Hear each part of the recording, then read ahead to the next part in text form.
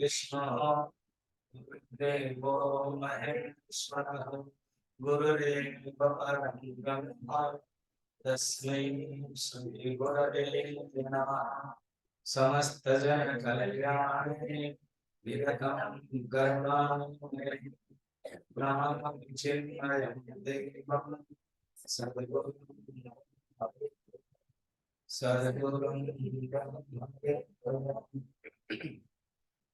भगवान 4 से लेकर के 10 श्लोक तक भगवान का स्वरूप बताया। जो राजविद्या राजगुह्य नाम है उसके अनुसार उन्होंने भगवान ने बता दिया। गहन तत्व क्या तत्व उसको याद रखें। 4 में बताया उन्होंने कि अव्यक्त मूर्ति है वो परमात्मा। जो परमात्मा है वो अव्यक्त है, निर्गुण निराकार है। सेकंड है वही निर्गुण निराकार है, व्याप्तम ततम है।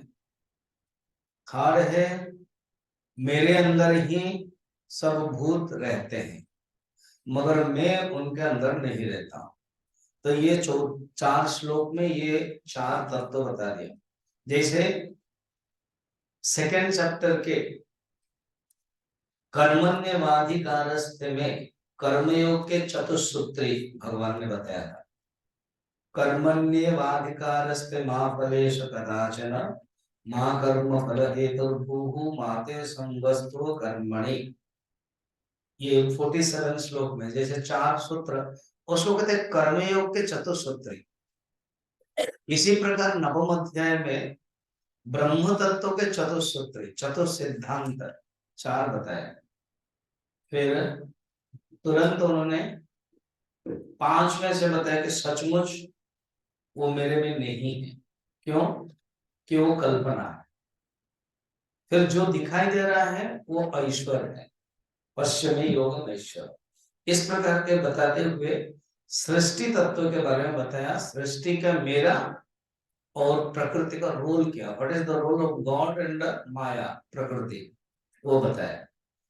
फिर इस प्रकृति में एक्शन में कोई भी फंक्शन में जो परमात्मा है वो अनअटैच्ड अनटेंगल्ड असंग है, उसका स्वरूप बताया। ऐसे स्वरूप को जो नहीं जानते हैं वो मूढ़ा है 11 श्लोक में। और मुझे शरीर के रूप में जानते हैं। तो जो मुझे शरीर के रूप में जानते हैं, ज्ञान नहीं जानते हैं, वो मूर्ख है। मैंने परसों सोक्रेटिस के उदाहरण देकर के बताया था। वो इतना ज्ञान को महत्व देते थे। वो कहते थे इग्नोरेंस इज द ग्रेटेस्ट सरो इन दिस वर्ल्ड। इग्नोरेंस अज्ञान ही दुख का कारण है और अज्ञान महापाप है। Ignorance is the greatest sin and ignorance is the cause of all sorrow. तो इसको वो महत्व देते थे। भगवान यही बता रहे थे जो ज्ञान मेरा स्वरूप का प्राप्त नहीं किया है, मुझे शरीर समझते, दूसरे को भी शरीर समझते, खुद को भी शरीर समझते, मुझे भी समझते। ऐसा ज्ञानी व्यक्ति का जीवन कैसा होता है, उसका एक लाइफ पैटर्न होना चाहिए, उसका एक जीवन का थिंकिंग पैटर्न होना चाहिए, उसका एक कितना मनुष्य थिंक के अनुसार ही लाइफ पैटर्न होता है। तो थिंकिंग कैसा होता है, उसका जीवन कैसा होता है, उसका कर्म भी कैसा होता है, सीक्वेंस है, वो बता रहे हैं 12 नंबर श्लोक में। किस प्रकार का होता है वो कह रहे हैं। मोघाशा मोघ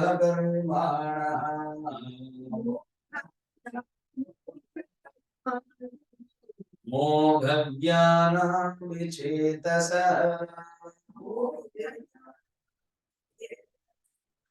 राक्षसी मासुरीं चैव प्रकृतिं मोहिनीं श्रिताः।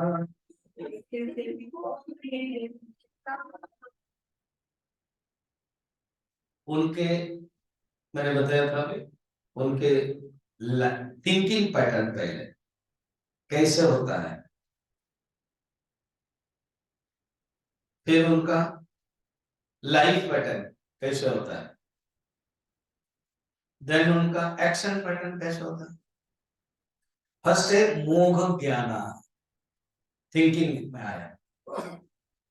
उनका ज्ञान कैसा है, कहते वो मोह माने व्यर्थ। देखो मोह शब्द कितने बार आ रहा है, 3 बार। तो उनका जो मोह माने इन वेइन, बेकार हिंदी में, व्यर्थ है उनका जीवन, व्यर्थ है। मोघम पार्थ से जीवते, तृतीय अध्याय में भगवान ने ये शब्द भी यूज किया, ऑलरेडी कर दिया। इसका अर्थ है मोह शब्द भगवान को बोलने में आसान एंड अच्छा लगता है। तो मोह है, व्यर्थ है। तो मोह ज्ञान, उनका ज्ञान ही देखा जाए तो भ्रष्ट है। किसी ने हिंदी में कहा है, चित्त भ्रष्ट आशा ज्ञान कर्म निरर्थ सार ही किए, वे आसुरी अति राक्षसीय स्वभाव मोहात्मा के लिए। अर्थात तो उनके जो जीवन है वो अपने लिए है। तो बता रहे मोघम पार्थ स जीवति मोघ ज्ञान विचेतस चित्त भ्रष्ट, विचेतस विगतः चित्त यस्य, जिसका चित्त है ही नहीं, चिंतन करने की प्रणाली नहीं, मेथड नहीं, विचेतस।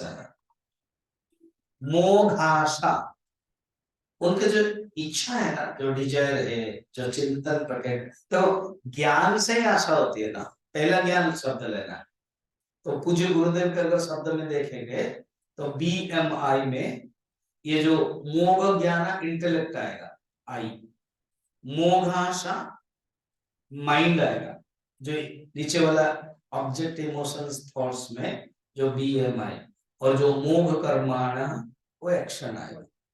अर्थात the world of thought, thinking, thought, emotions and उनके एक्शंस वो बेकार है। किसका, विचेतसा। पहले वाला क्या कहा था, अवजानन्ति मां मूढ़ा, वो मूढ़ा वाला ही यही है।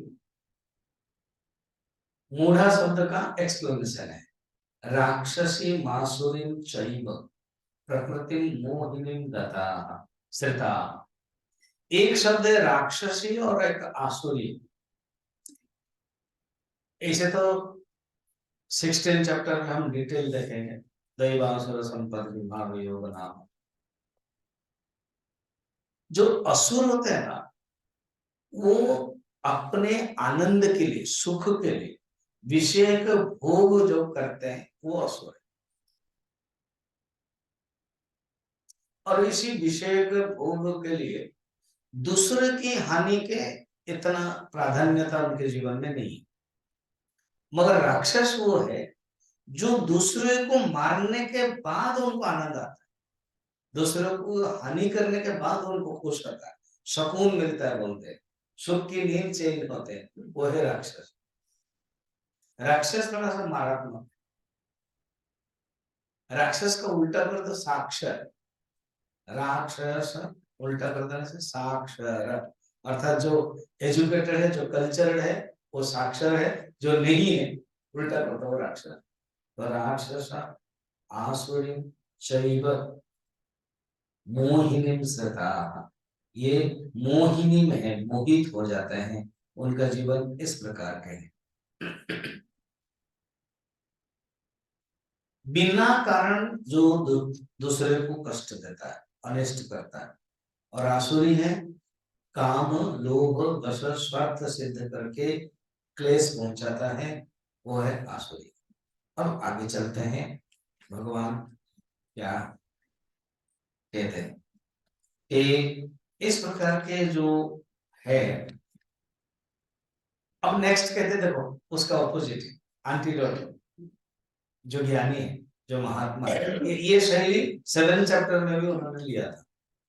अब अगर 7 चैप्टर में देखोगे तो उन्होंने इस प्रकार के लिया था कि राक्षस और महात्मा के वर्णन किया था। मैं आपको जस्ट याद दिला देता हूँ। पहले 7 चैप्टर के 15 नंबर में एग्जैक्ट 15 नंबर और 9 चैप्टर का अभी समान है। नमाम दुष्कृतिनो मूढ़ा, यहाँ पर भी मूढ़ा है, वहां पर भी पहली मूढ़ा। प्रपद्यन्ते नराधमाः मायया अपहृत ज्ञानाः आसुरम भावम आश्रिता, ये बता दिए। फिर उसका ऑपोजिट क्या है ना, ज्ञानी, भक्त, महात्मा। तो उसमें यहाँ पर 4 डिवीजन कर दिया, अर्थार्थी, आर्तो, जिज्ञासु और ज्ञानी। यहाँ पर एक ही शब्द है महात्मा, और वहां पर 7 चैप्टर की बात कर रहा हूं। एक शब्द बोल दिया था, सुकृतिना और दुष्कृतिना। सुकृति जो अच्छा कर्म किया है, पुण्य, और दुष्कृति जो दुष्कर्म किया है। तो यहाँ पर वही है, जो सुकृतिना वो कौन है, महात्मा। शब्द यहाँ पर बताया महात्मा। तो जो मूढ़ है, विचेतस है, उसके ऑपोजिट है वो महात्मा। और महात्मा के लक्षण बता रहे, महात्मानस्तु मां पार्थ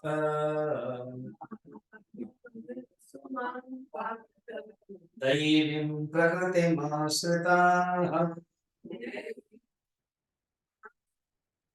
भजन्त्यनन्यमनसः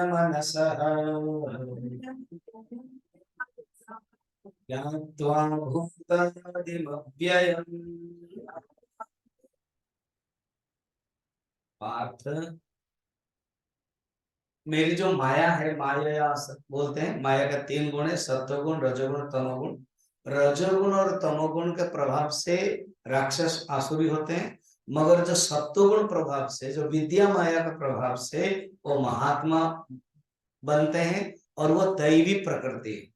इसलिए प्रकृति ऐसे 2 प्रकार के मान लो, एक है विद्या प्रकृति, अविद्या प्रकृति, परा प्रकृति, अपरा प्रकृति, दैवी प्रकृति और आसुरी प्रकृति या राक्षसी प्रकृति। आसुरी राक्षसी एक ही कैटेगरी है, थोड़ा सा डिफरेंस डिग्री के अनुसार।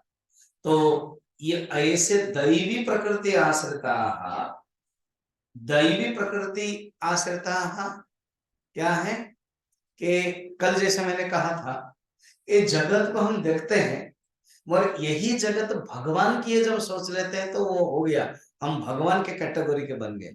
भक्त क्या है, भक्ति का एक अलग अलग शब्द है ना, भज सेवायम, वो भक्ति। एक भक्ति भागो भक्ति, भागो माने क्या, भागना नहीं, भागो माने अयम रुद्र भाग, अयम विष्णु भाग। ये वेद का जब हवन यज्ञ होता है तो ये बताता है, माने ये भाग है, ये उनका है, ऐसे समझ, उनके पार्टी के।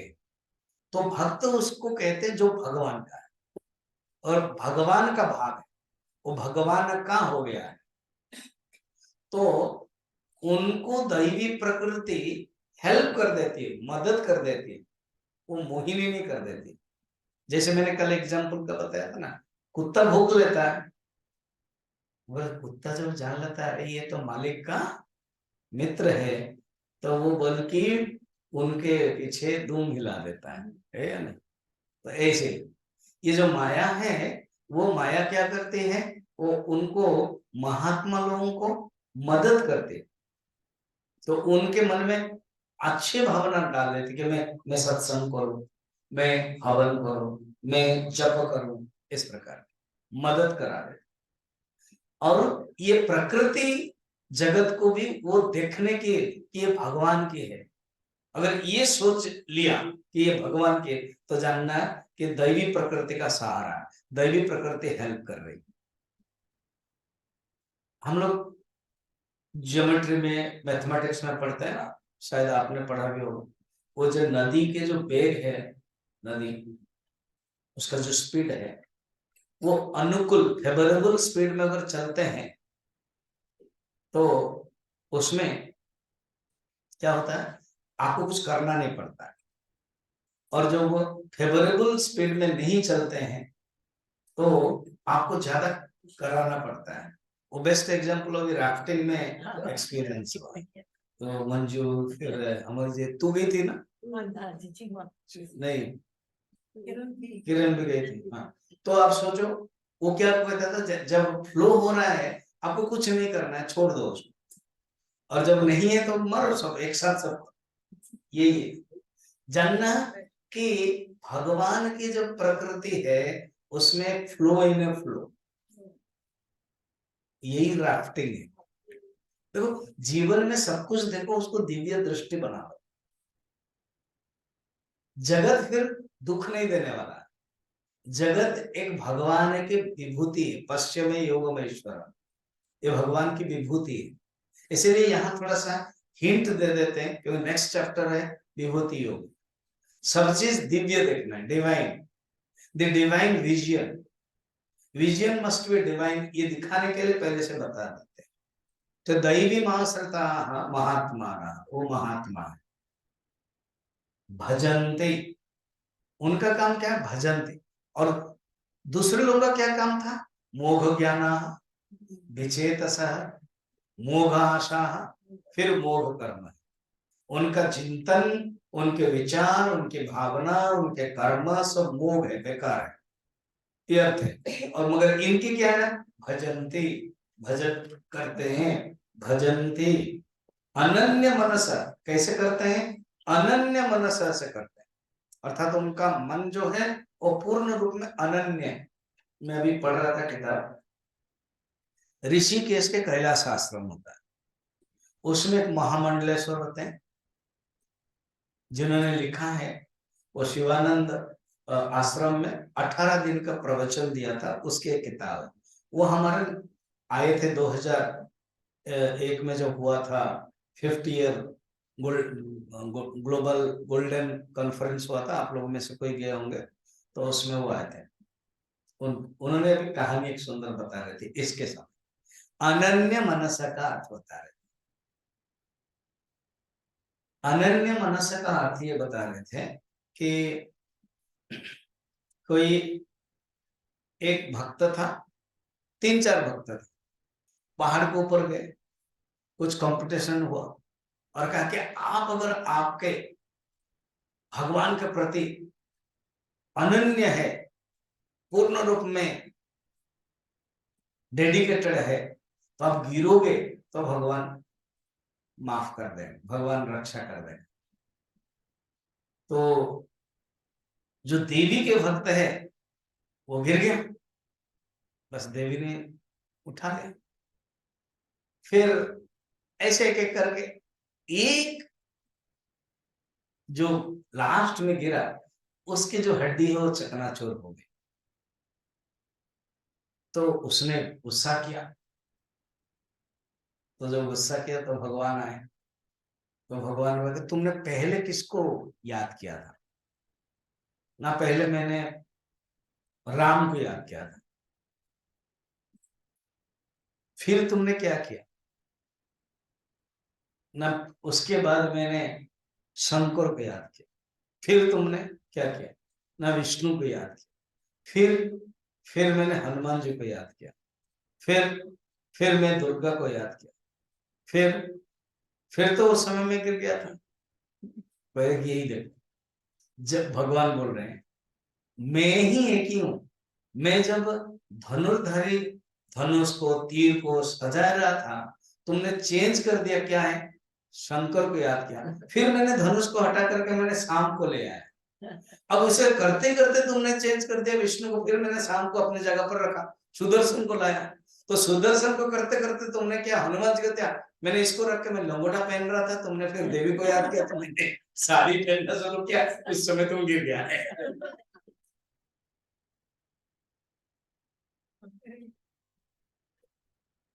ये कहानी बड़ा इंटरेस्टिंग है, उन्होंने इतना व्याख्या नहीं की, मेरे मन में बहुत कुछ विचार आया, क्या इससे इतना सुंदर बताते हैं, भगवान एक ही है, एक ही भगवान है, जैसे जैसे हम बुलाते हैं भगवान है वैसे ही ड्रेस पहनते हैं।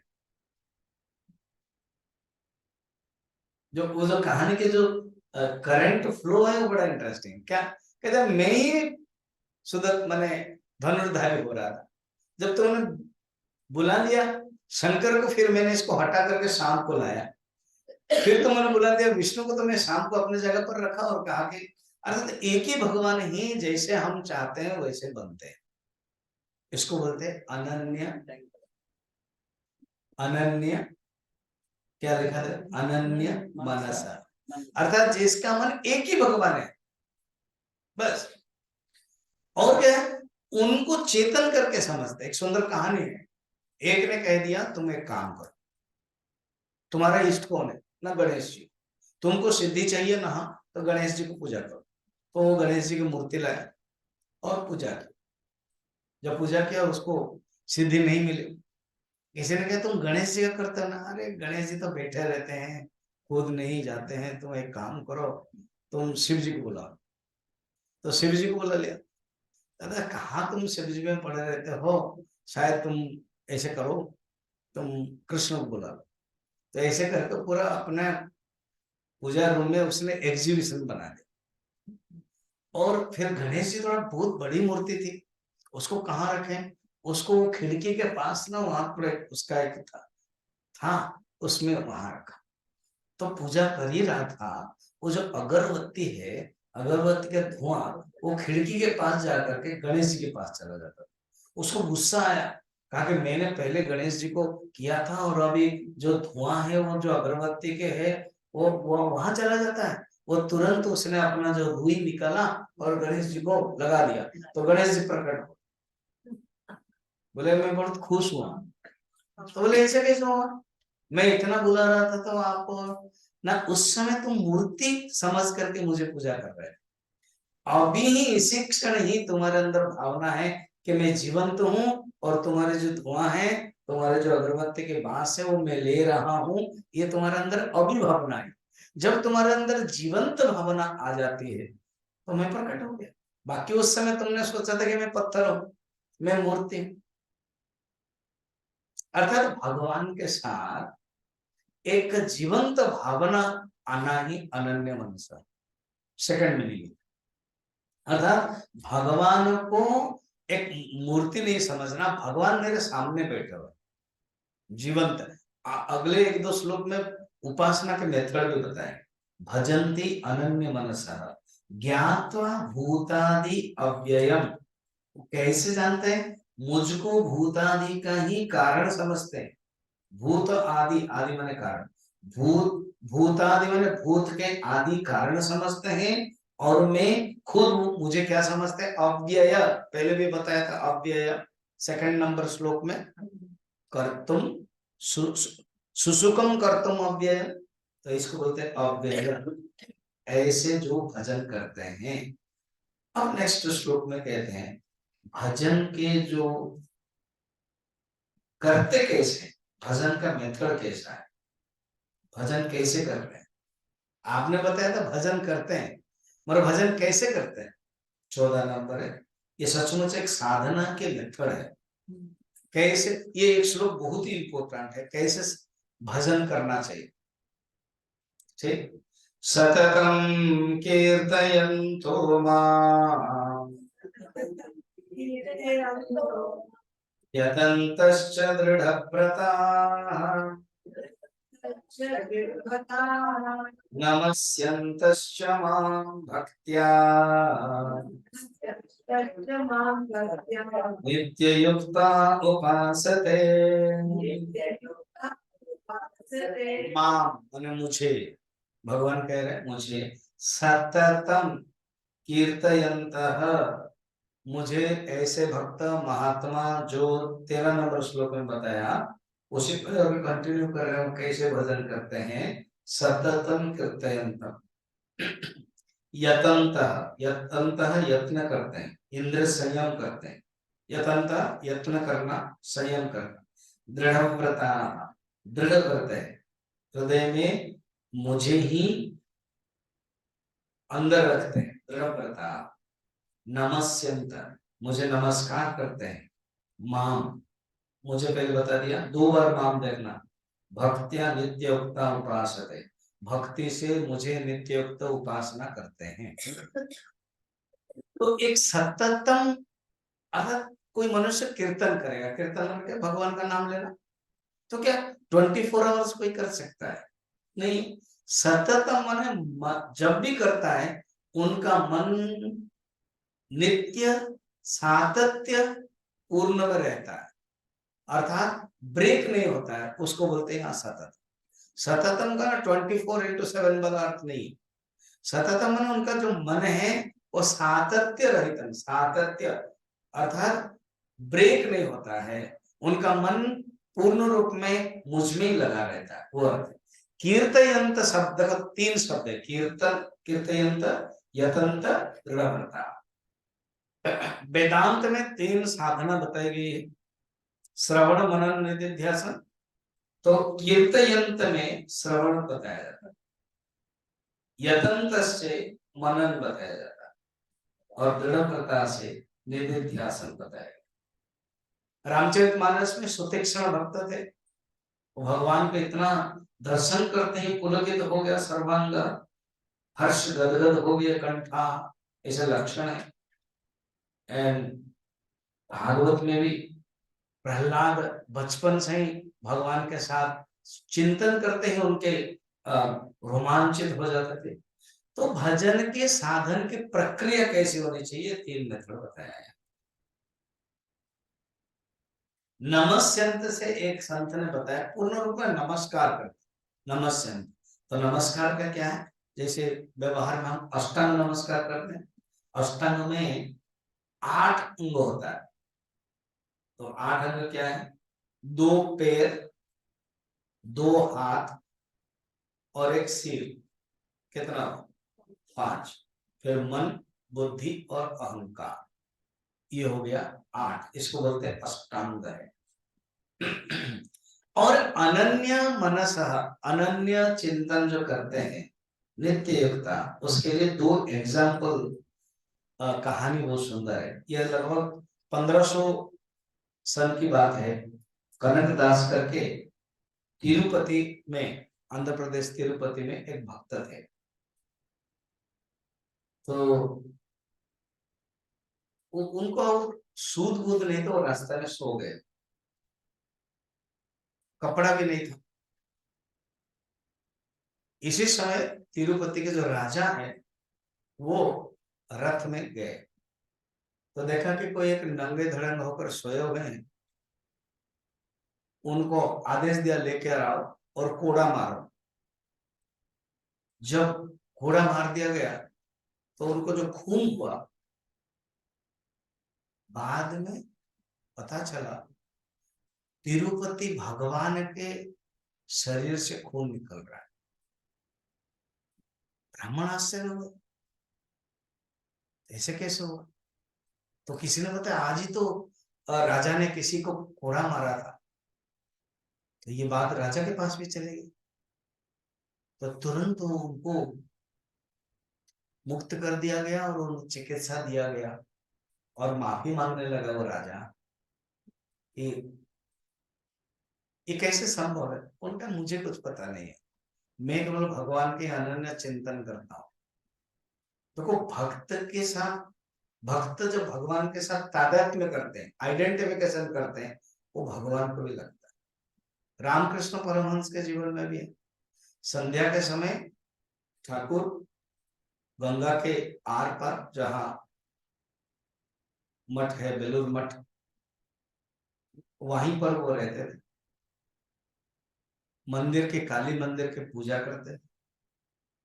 उसमें स्वामी विवेकानंद तो बाद में आए, उसके पहले अलग अलग भक्त है, महेंद्र जो टीचर थे, जिन्होंने सब लिखा है रामकृष्ण वचनामृत, वो रियली उन्होंने लिखा है। एक टीचर है, मास्टर एम कहते हैं। राखाल जो बाद में स्वामी ब्रह्मानंद, अलग अलग श्रेष्ठ संत बने। तो बैठे तो एक बार रामकृष्ण परमहंस ऐसे ऐसे कर रहे हैं, तो पहले भजन चलता है, फिर उसके बाद पढ़ते हैं, कोई योग वशिष्ठ हो, अष्टावक्र गीता हो, ऐसे पढ़ते थे। फिर रोकने के लिए बोलते थे, रुक जाओ। फिर वो बोलते थे, कहीं जो कठिनाई होती थी तो पूछते थे, वो समझा, फिर वो खुद आंसर देते थे। अभी पढ़ाई के समय में आप कर रहे हैं, तो बाद में देखा कपड़े बहुत कम पहनते थे, वो केवल जस्ट एक धोती पहनते थे और खुला बदन है, और वो करते करते वो धोती नीचे आ गए, और पीछे, जो पीछे की तरफ बैठा था कोई डिवोटी, देख लिया कि छाल पड़ रहा है, तो तुरंत रोका गया। बाद में पता चला कि एक नाविक है, मल्लाह है, उसकी पैसा देने के न देने के चक्कर में कुछ गुंडे लोग उनको मार रहे थे। देखो, क्योंकि उन्होंने तादाद में कर लिया उनके साथ, उसके जो मारपीट है इनको लग गया, ये कहते हैं अनन्य। तो दोनों एग्जाम्पल में मैंने क्या, एक भगवान के साथ आध्यात्म में किया, एक भक्त के साथ आध्यात्म कर लिया, तो वो संभव है। इसको बोलते हैं अनन्य भक्त्या नित्य उपासते। ठीक है, आगे चलते हैं। अब हम भगवान कहते हैं आगे के, हाँ, भगवान इतना कहने के बाद भगवान एक टॉपिक चेंज कर देते हैं। वो 10 चैप्टर जो भगवान बताने वाले हैं, 1, 2, 3 और 4 श्लोक में, आज हम उस 4 श्लोक को ले लेंगे। 4 श्लोक में भगवान कितनी विभूति बता रहे हैं, लगभग 39 विभूति बता रहे हैं।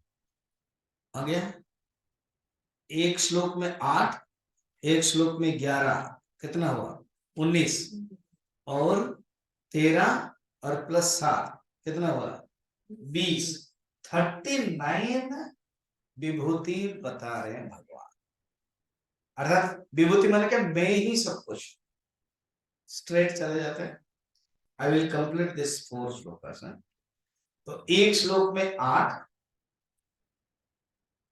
16 श्लोक में 8 विभूति, 17 श्लोक में 11 विभूति, 18 श्लोक में कितना 13 विभूति 13, और 19 श्लोक में 7 विभूति। सो मिलाने से 39 विभूति बता रहे हैं।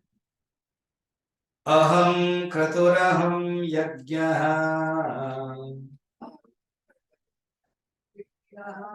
स्वधाहमहमौषधम् मंत्रोऽहमहमेवाज्यम् अहमग्निरहं हुतम्। मैंने कहा था ना, जगत को भगवान के दिव्य एवं साधना भी भगवान की है, मेथड भी भगवान की है, द्रव्य भी भगवान की है, अर्थात हर कोई के अंदर भगवान की। जब अभी हम लोग अभी भूटान गए या कहीं भी आप बाहर जाते हो, विदेश जाते हो, तो आपका पासपोर्ट में क्या लगता है, क्या नहीं नहीं, उसको क्या बोलते हैं, सील लगता है कि नहीं, मोहर लगता है ना। हाँ, भगवान सब में मोहर लगा दिया। कहीं भी किस व्यक्ति को देख रहा हो, मेरी मोहर, मंत्र मेरी, कीर्तन वो भी मेरी है, साधना हर चीज में मेरी है। इसको गलत अर्थ में लेते ही भगवान कितना अहंकार है, सब कुछ है मेरी मेरी मेरा मेरा बराबर बोलता है। ना ना, ये है ही चीज है, यही है क्या, भगवान के अस्तित्व, भगवान के डिवाइन दर्शन देखने। ठीक है, अहम क्रतुहु, एक एक देखना, 8 आएगा। क्रतुहु का अर्थ क्या है कि जो वे वैदिक यज्ञ है उसको कहते हैं क्रतु। अग्निष्टोमादि वैदिक यज्ञ क्रतु कहते हैं। और मैं ही यज्ञ, स्मृति जो पौराणिक है वो है पंचमहायज्ञ है, पौराणिक यज्ञ वो यज्ञ है। तो ये 2 डिवीजन, एक है क्रतु और एक है यज्ञ।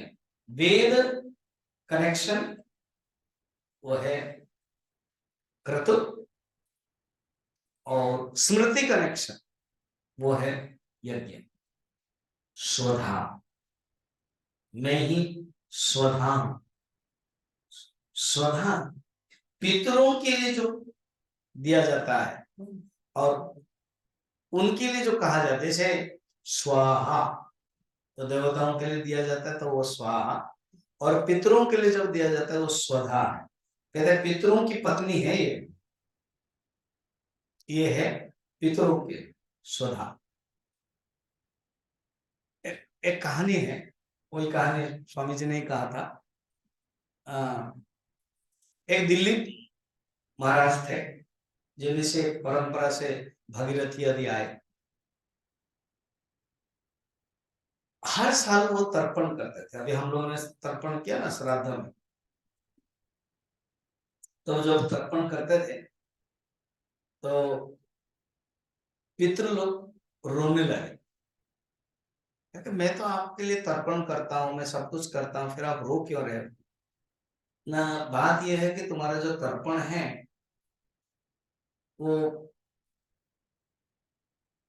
अधूरा होता है, पूर्ण नहीं होता है, और हमको आनंद नहीं देता है, और तुम्हारे बाद मुश्किल हो जाएगा हमें हमें खुश पाने के लिए। क्यों? तुम्हारा कोई पुत्र नहीं। तो दिलीप गए वशिष्ठ के पास, कहा कि गुरुदेव ऐसे ऐसे पितृ लोगों ने, देखो उस समय इतना पावर था, वो पितरों से बात भी कर सकते थे। और गए और कहा कि पितृ लोग ऐसे दुखी हो रहे हैं, ना तुम्हारा पुत्र नहीं। वशिष्ठ तो ज्ञानी है, ब्रह्मा का ही डायरेक्ट पुत्र है। उन्होंने कहा कि एक बार तुम रथ में जा रहे थे, कामधेनु गाय रास्ता में थी, और तुमने उतर करके प्रणाम करने के बजाय तुम आगे चल गए, तो तुम्हारा जो रथ है वो कामधेनु गाय को टच किया था, कष्ट हुआ था। उन्होंने अभिशाप दिया है कि अपुत्रिक बनोगे, पुत्रहीन हो। तो अभी क्या करना है ना? अभी तुम कामधेनु की बेटी है नंदिनी, मेरे ही आश्रम में, वशिष्ठ के आश्रम में, मेरे ही आश्रम है, तुम सेवा करना। तो नंदिनी की सेवा किया, तो नंदिनी की सेवा किया, और गुरुदेव ने परीक्षा भी की। उसमें गाय को मरवा दिया, बाद में उन्होंने अपने शरीर को त्याग देने के लिए तैयार भी हो गए, और वशिष्ठ ने वर दिया कि अभी तुम्हारा पुत्र होगा। तब आगे उनका पुत्र होगा। तो ये सब पितरों की देने के लिए कहते हैं मैं ही स्वधा। औषध हो, औषध वृक्ष से आते हैं, औषध वनस्पतयः। तैतृय उपनिषद में भी है ना, औषधायाः। तो मैं ही औषध, मैं मंत्र हूं।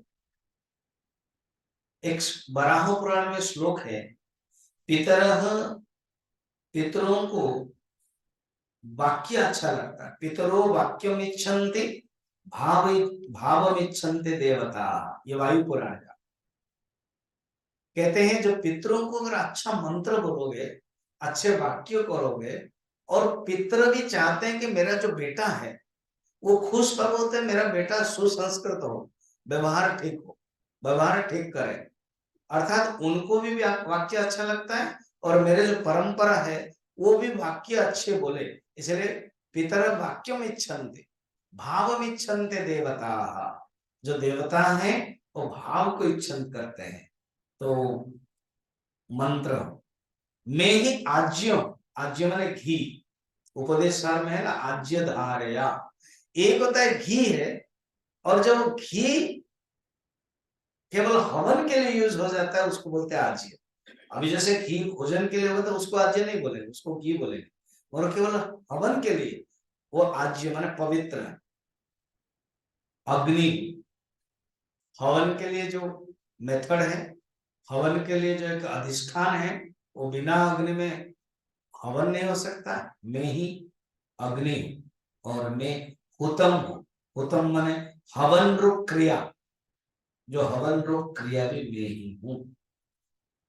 देखो, वैदिक काल से लेकर के गीता तक भी, गीता के समय में द्वापर तक भी हवन को, यज्ञों को एक पावरफुल माना जाता था। जैसे अभी अगर मॉडर्न एज में क्या है, मॉडर्न एज में एक लैपटॉप में पूरा ऑफिस चलता है।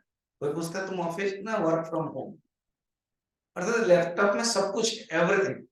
उसका डिजाइन, उसका प्लानिंग, उसका सब कुछ। तो ये जो अलग अलग इंटरनेट जियो में का जो काम करते हैं वो करते हैं, बस एक लैपटॉप में सब कुछ हो गया, कितना आया कितना गया सब उनको हिसाब किताब। तो इसी प्रकार वैदिक समय में यज्ञ ही एवरीथिंग, यज्ञ से सब कुछ मिल जाता था। इसलिए एक ही श्लोक में 8 जो बताया सब यज्ञ से कनेक्टेड है। एक भी चीजें नहीं है जो यज्ञ से कनेक्टेड नहीं है। औषध भी, औषध का 2 अर्थ होता है, एक है 3 अर्थ होता है औषध का। जो लता है, वृक्ष है, धान्यम है, वो सब औषध कैटेगरी जो भोजन करो। और एक चिकित्सा रूप में जैसे सोमलता, वो क्या औषध है। और जो चरु है, जो सामग्रियां हवन में जब देते हैं उसको भी औषध कहते हैं। तो ये सब 8 विभूति यज्ञ कनेक्टेड है। अब नेक्स्ट श्लोक देखिए। अब क्या कनेक्टेड है भगवान बता रहे हैं। पिताहमस्य जगतः माता भ्राता पितामहः वेद्यं पवित्रमोङ्कारः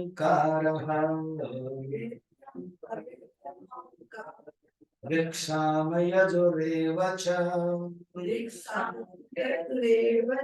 इसमें 11 आएगा।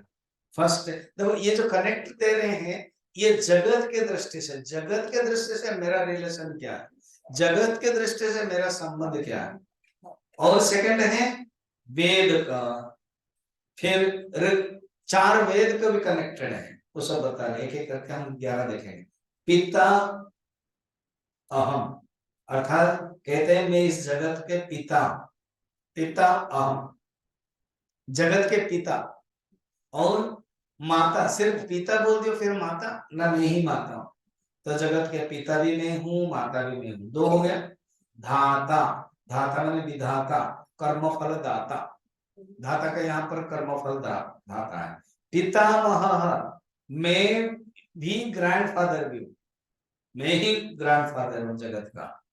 जैसे देखो आप ब्रह्मा को पिता कहेंगे तो फिर ब्रह्मा का पिता कौन है, विष्णु भगवान। तो इसीलिए पितामह।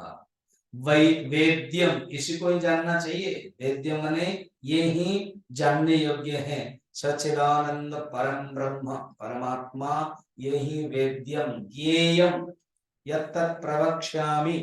13 अध्याय में फिर आएगा ज्ञेयम वेद्यम। पवित्रम, यही पवित्र है। कल मैंने पवित्र का अर्थ कहा ना, आत्मज्ञान ही सर्वश्रेष्ठ पवित्र चीज है, पवित्रम। और यही ओंकार, ये ओंकार है, गिनता रहना 1 2 3 4 5 6 7 आ गया।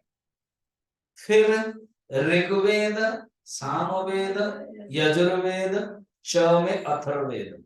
तो च अथर्ववेद 4 वेद, 7 4 11 मैं ही हूं। ऋग्वेद क्या है ना, गद्य संपन्न। सामवेद क्या है ना, गीति प्रधान। और यजुर्वेद क्या है ना, गद्य पद्य संबंध दोनों।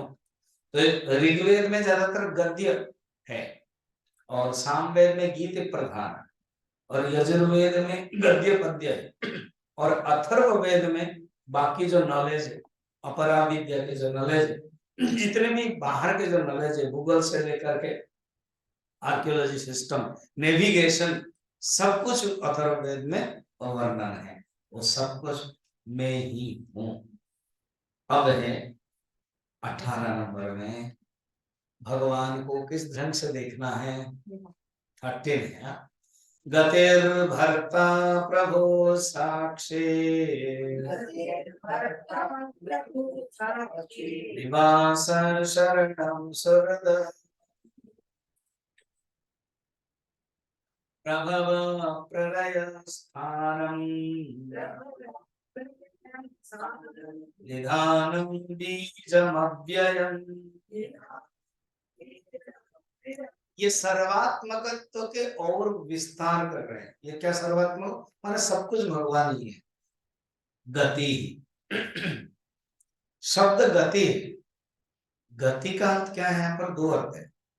गति का अर्थ है, एक होता है कर्म फल और एक होता है जहां पहुंचना है, जैसे रामायण तो जो लक्ष्य है वो में ही गति। सेकंड है भर्ता, भर्ता माने पोषण करने वाला, भरण करने वाला। प्रभु, प्रभु माने विभु, सबका स्वामी। फिर साक्षी, देखने वाला है, साक्षी सब प्राणियों के शुभ अशुभ कर्म को देखने वाला। निवास, जिसमें सब प्राणी निवास करते हैं, निवास भोग स्थान, अवस्थान है। फिर शरणम, जिसमें सब आश्रय जाते हैं, जो सब सी, शरण का बहुत सुंदर मीनिंग है क्या, शीर्ण माने नाश, जिसके कारण सब दुख नाश हो जाता है वो शरण है, अर्थात जिसके आश्रय से सब दुख नाश हो जाता है वो शरण है। शरण गया। फिर है सुहृद, सुहृद माने मित्र है, जो बिना उपकार से भी मुझे मदद करता है, वो है सुहृद। प्रभव, वो ही उत्पन्न होता है। प्रलय, यही प्रलय होता है। निधानम, ये निधान है, अर्थात इसी में सब कुछ रहता है। फिर निधान माने स्थान दे रहे। फिर उसके बाद और क्या बचा, बीज, अव्यय, में ही अव्यय, बीजों अलग अलग कर देना। बीज माने कारण है और अव्यय माने जो व्यय नहीं होता है। ऐसे मिलाओगे तो 11 हो जाएगा, 13 हो जाएगा। 1 2 3 4 5 6 7 8 9 10 11 12 13। अब लास्ट, तपाम्यहमहं वर्षम् निगृह्यस्र निगृह्णाम्यस्रजामि च अमृतं चैव मृत्युश्च सदसच्चाहमर्जुन। अभी जो एक जगत के जो इकोसिस्टम है, जगत के जो माक्रो सिस्टम है, जगत के जो एक एक्टिविटीज के सिस्टम से बता रहे हैं।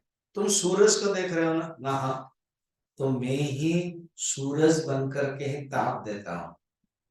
तपामी अहम, फिर अहम वर्षम निगृह्णामि, फिर मैं वृष्टि रूप में मैं ही वर्षा कराता हूं।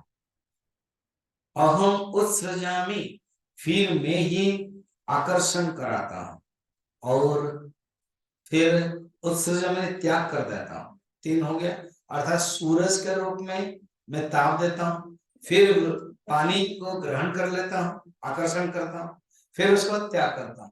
देखो ये साइकिल ऑफ द वाटर है ना, जल चक्र, ये सूरज का, ये पहले से साइंस उनको पता था, हमारे ऋषियों को। भगवान खुद बता रहे कि सूरज ही साइकिल ऑफ वाटर, जो बारिश के जो कारण है वो मेथड बताते हैं।